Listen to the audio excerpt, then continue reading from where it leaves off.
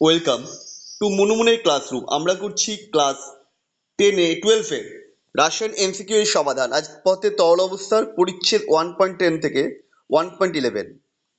Colligative শব্দের অর্থ হলো একসঙ্গে বাঁধা বা সংযুক্ত। কলিগেটিভ ধর্মগুলি পরস্পরের সাথে সংযুক্ত থাকে এটির সাধারণ কারণ বা হেতুর মাধ্যমে। সেটি হলো এই ধরনের ধর্মের মান। অপশনে কি বলেছে? দ্রবণে দ্রবীভূত কণার সংখ্যার অর্থাৎ দাবক প্লাস দাবকের উপর নির্ভর করে, কিন্তু এর প্রকৃতির উপর নির্ভর করে না। দ্রবণে দ্রবীভূত দাবের কণার সংখ্যার উপর নির্ভর করে, কিন্তু ওর প্রকৃতির উপর হবে না। এটা হবে অপশন বি, দ্রবণে দ্রবীভূত দাবের কণার সংখ্যার উপর নির্ভর করে, কিন্তু তার প্রকৃতির উপর নির্ভর করে না। নেক্সট কোশ্চেন, নিচের কোনটি সংখ্যাগত ধর্ম? দ্রবণের স্ফুটনাঙ্ক না, দ্রবণের স্ফুটন উন্নয়ন। হিমাঙ্কের অবনমন হবে। দ্রবণের বাষ্পচাপের অবনমন আর অভিস্রবণ চাপ। বাষ্পচাপের আপেক্ষিক অবনমন হতো, এটা হবে অভিস্রবণ চাপ, অপশন ডি।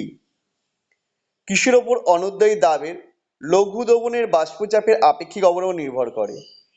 এটা হবে দ্রবণে দ্রাবের মোল সংখ্যার উপর নির্ভর করে, মানে ভগ্নাংশের উপর, অপশন সি। পরে কোশ্চেন যাব। একটি জৈব দ্রাবের আণবিক ভর 198 গ্রাম মোল ইনভার্স। কত গ্রামে? এত 111 গ্রাম ইথাইল অ্যালকোহল ইথারে আণবিক ভর 74 দ্রবীভূত করলে বাষ্পচাপের আপেক্ষিক অবনমন হবে এত। আচ্ছা, আমাকে কি কি দিয়ে দিয়েছে? জৈব দ্রাবকে আণবিক ভর অর্থাৎ M2 দিয়ে দিয়েছে 198, W1 দিয়ে দিয়েছে 111, M1 দিয়েছে 74, P0 minus P by P আপেক্ষিক অবনমন সেটা দিয়ে 0.04, W2 বের করতে হবে। তাহলে আমি ফর্মুলায় ফেলে দিলাম P0 minus P by P0 equal to x2, x2 মানে কি W2 by M2 by W2 by M2 plus W1 by M1 দিয়ে সমাধান করছি। এটা করলে দেখা যাচ্ছে W2 এর মান বেরোচ্ছে 12.375, অপশন বি। কিভাবে ক্যালকুলেশনটা করা হয়েছে দেখে নাও, এটা পুরোটা দিয়েছি। দেখো, প্রথম লাইনের পর যখন দ্বিতীয় লাইনে যাচ্ছে, এখানটায় যাচ্ছে, এটা কি করা হয়েছে? উল্টে দেওয়া হয়েছে, জাস্ট অন্য করেছে। মানে 1/004 0.004 করলে 25 আসে, আর ওটা তো এপাশটা উল্টে আছে, ওপরটা নিচে নিচের ওপরে। তারপর কি করা হলো?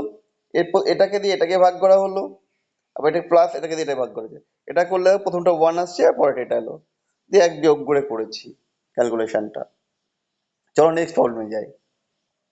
অনুদ্বায়ী ও তড়িৎ অবিশ্লেষ্যী দ্রাবের 6 গ্রাম ইথানল, 6 গ্রাম মানে W2 বলে দিল, ইথানলের 150 গ্রামে মানে W1 বলে দিল।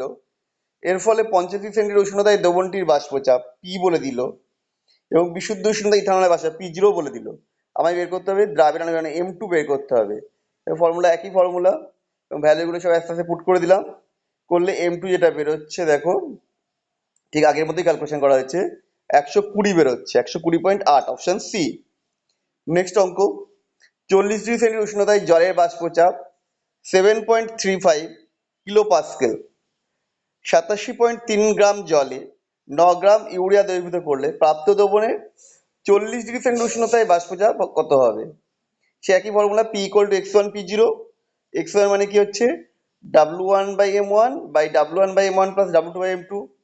সবগুলো বসিয়ে দেওয়া হয়েছে ভ্যালুগুলো বেশি, সমাধান করলে এটা আসছে 7.1295, that means 7.13 kilo pascal, option D.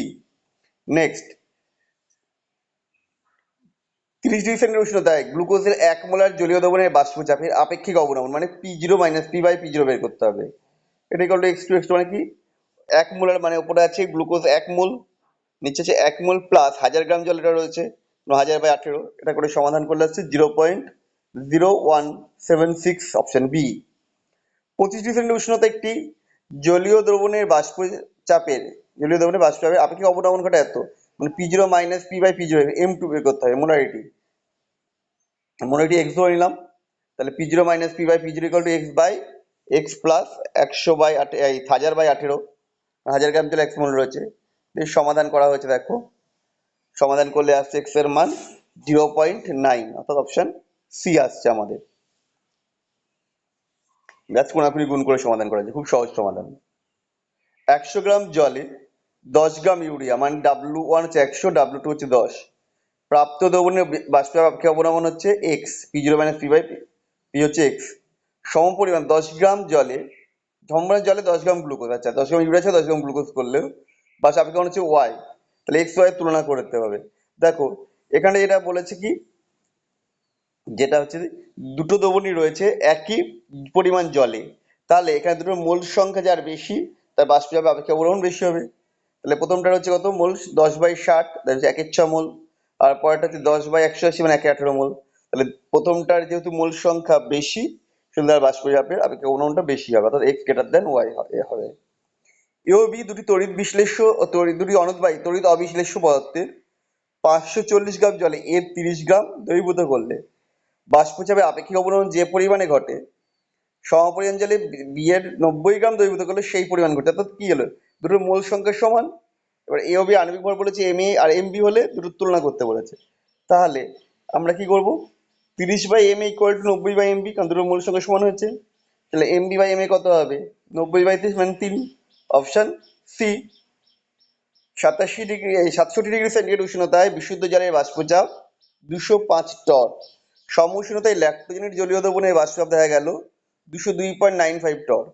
ওজন কত, W/W শতকরা গারত্ব। আণবিক ভর হচ্ছে 342, পরিমাণ হচ্ছে এক্স ধরেছি, এক্স পরিমাণ রয়েছে ওটা, তা জলের পরিমাণ হবে 100 - x।